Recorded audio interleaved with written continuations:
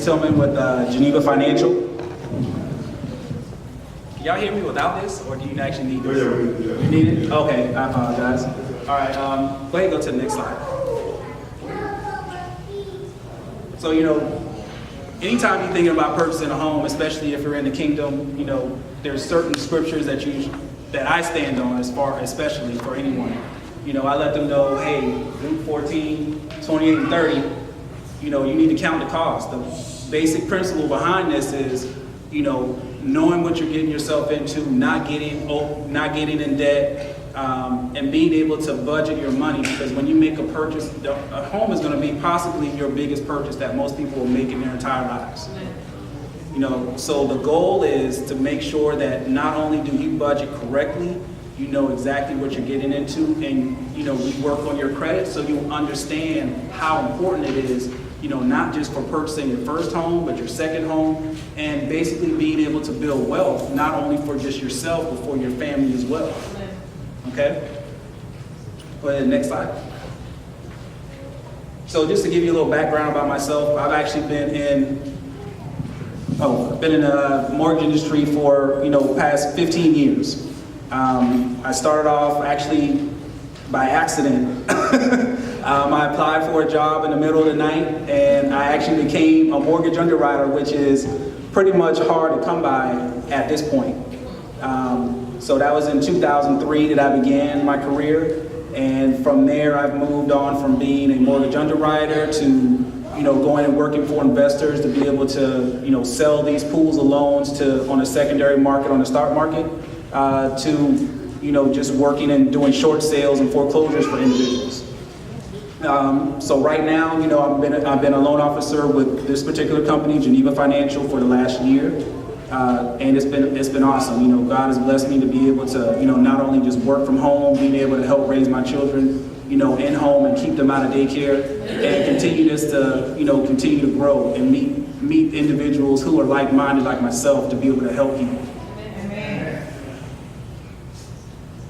Okay, so everyone, normally thinks, I actually had everyone had to pass out a flyer.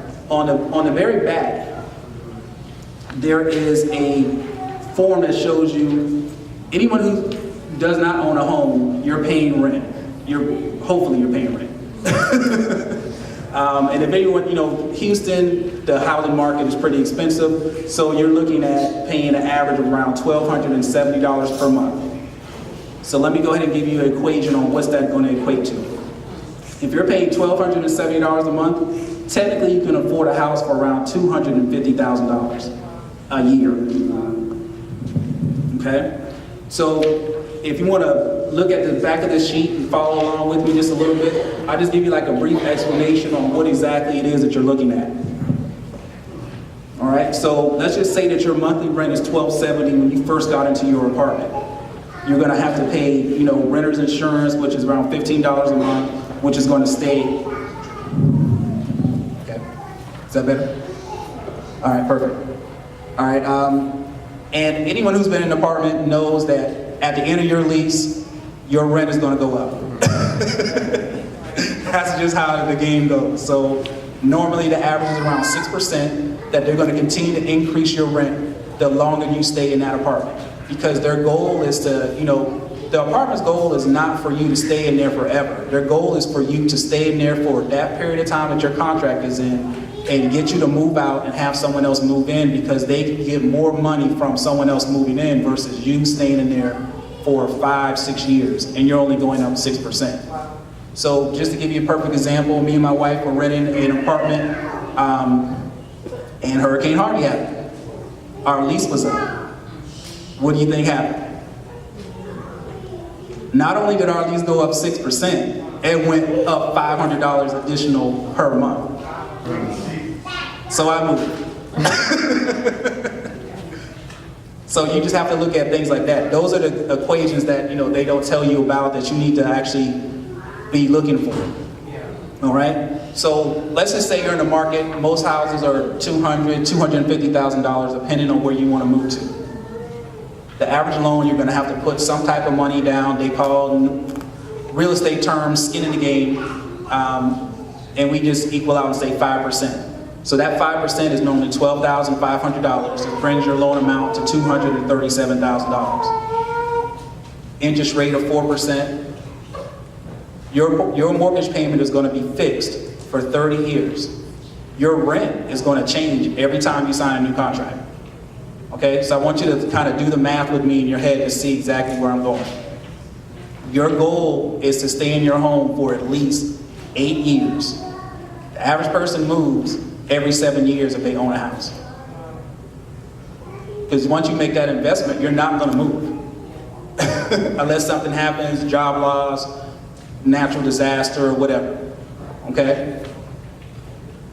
By the time you pay homeowners insurance, real estate taxes, home maintenance, fixing a leak or air conditioner or whatever, your normal monthly payment is going to be around $1,133 a month on a $250,000 loan. On an apartment that you're never going to own, your rent is going to be $1,295. So I want you to see, the benefit of purchasing a home. There's more than just, looking at that big number and realizing I don't want that responsibility. There's a wealth aspect tied to purchasing homes. Most millionaires get their money through real estate. So why make someone else rich? You can make yourself rich. All right? So you keep your home, $250,000 home, for 8 years. You put it on the market at year 8. Your home's been appreciating that whole time that you've owned it. You haven't done anything. Your home should be worth around $355,000. You put your home on the market for $355,000. You pay your realtor to list your home and sell it. You come away, walking away with about $120,000. You stay in your apartment for 8 years, you've paid $152,000 to your landlord. So you basically bought them an additional house. This is all about retraining your thinking on the importance of wealth building. Even though this is titled First Time Home Buyer Seminar, it's really wealth building.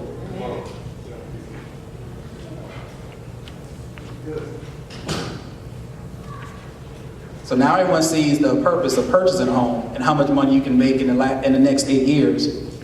And at the end of that 8, you'll walk away with $100,000 more than what you started with, than when you went into purchasing a home, even though you had to put down some money. So you just have to think about that. Okay? So there's 3 steps. 3 steps to owning a home. The first thing I know a lot of people are afraid of is pulling their credit. What's on my credit? What's my credit score? Or whatever. I don't worry about that. I look at it as, if you're willing to put in the work, I'm willing to put in the time to help you to get to you purchasing a home. Okay? The next is income.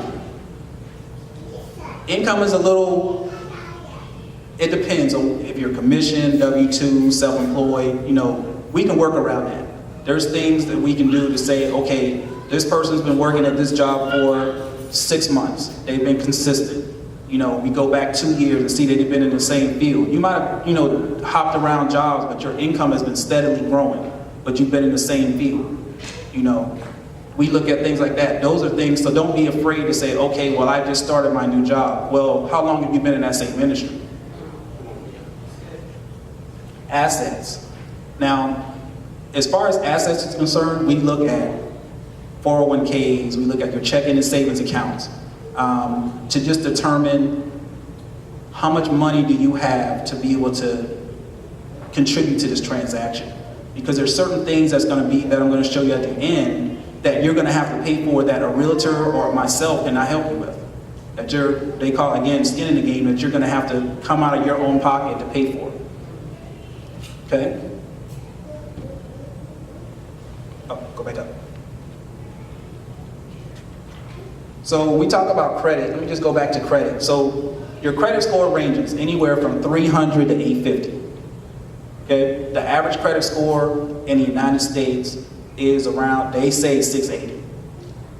I don't know if that's true or not.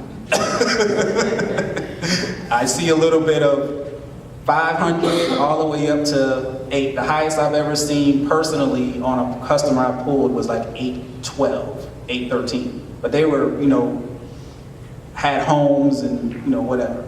But it doesn't matter where your credit score is.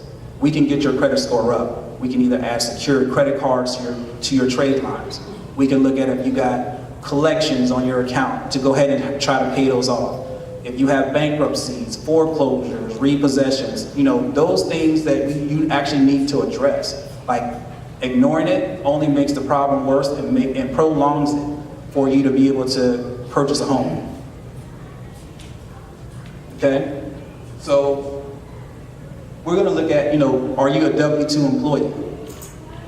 W-2 just basically means at the end of the year, come December 31st, is your company going to hand you a W-2 for you to file on your taxes? If you're a 1099 employee, self-employed, 1099, or you work for yourself and you're going to apply that on your actual tax returns to basically say, I work for myself, and you're going to write stuff off. Let me go ahead and pause right there. For anyone who is self-employed, excuse me, if you're self-employed, the worst thing you can do is write off so much stuff to where you can't afford to purchase a home. Because most people who are self-employed, like myself, the goal is to be able to say, okay, I may have made $100,000, but I'm going to write off 70. And so my taxable income is only going to be 30,000. Well, when it comes time for you to purchase a home, I can only base it off of 30,000. So I work with people, especially self-employed people. I tell them all the time, you can either, there's going to be one or two ways. Either you're going to purchase a home that's less than what you thought, or there's another product that I can use, which is a bank statement product, which existed back in like 05, 06, that people were using to basically show how much they were depositing into bank accounts, but it comes at a cost. You know, you might qualify with a 700 credit score to get a rate of 4%, but because you don't show the income and I have to use your bank statements, now your rate is 7. So your rate is almost double because you're writing off so much stuff. And these are just products and, you know, solutions that people don't tell you. So I tell self-employed borrowers, look, we need to, if you have 1 year that you showed 30,000, the next year, I'm not a tax professional, let me go ahead and put that in there. You might need to talk to your tax person and say, how much money can I increase without the government coming and auditing me to offset that? So maybe you show you make 50,000 next year, so now your total 24 months income is now 40,000 versus being 30. So you can afford a little bit more house. Okay? Assets. Hopefully everyone has 401k. If you're eligible for 401k, contribute. If they're going to match you up to 4%, that's free money. Don't throw it away. You know, so I look at it like that. Assets, I'm really just going to leave it like that. We can do gift funds, we can do down payment assistance products. Anyone who's eligible for FHA, you know, we actually have products that will help you with your down payment.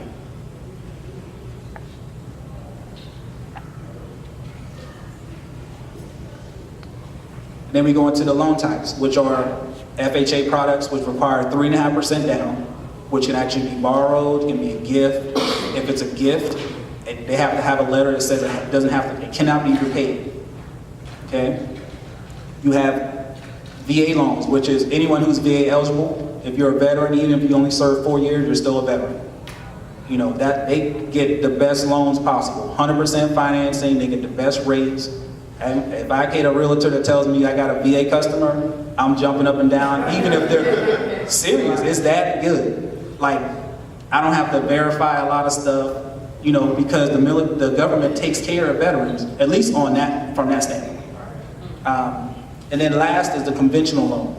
That's normally 3% down. They have lower MI payments, which MI is considered mortgage insurance, which I'm not a fan of, but if you have to pay it, you have to pay it. Mortgage insurance, I consider rent.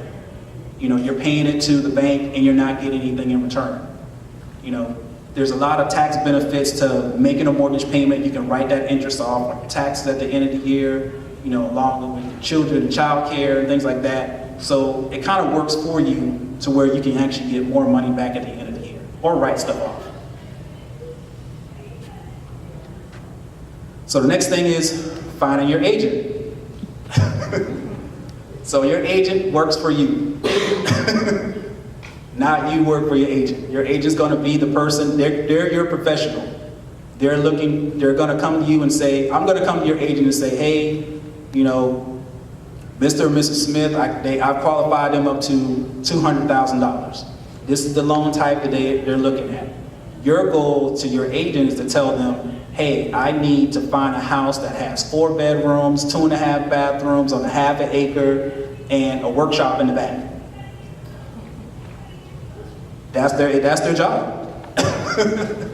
You know, so they're the expert. They're the ones who's going to tell you about taxes. They're the ones who's going to tell you, you know, with the resale, what the comps are for your home. You know, if there's schools nearby, if you have children, you know, things like that. They're going to be the ones who's going to tell you all of that information.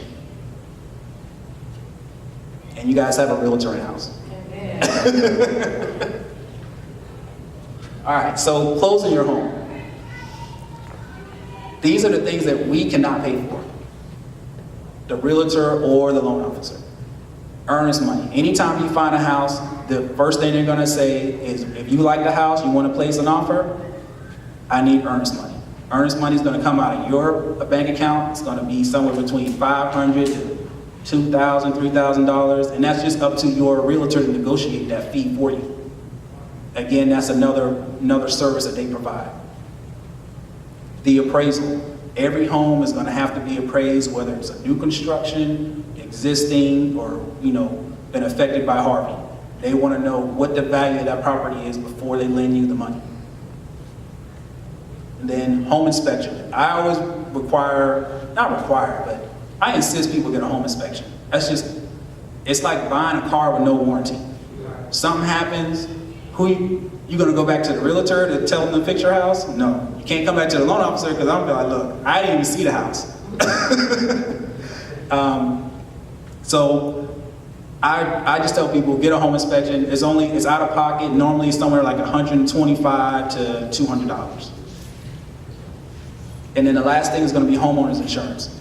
No one's gonna turn the keys over to you if you don't have insurance, like buying a car. The first thing they wanna know, as soon as you sign those papers, do you have insurance on this car? Do you have insurance on this house? Because that's a huge gamble for that bank that's gonna lend you that money. So those are things. Now, just to go ahead and clarify one thing for you. The earnest money, the appraisal, and the homeowner's insurance is actually credited to you, back to you, at closing. So if your closing costs are, say, $5,000, and your earnest money earnest money appraisal and homeowner's insurance total $2,500, then you're only on the hook for an additional $2,500 because we've credited that money forward for you. The only money that you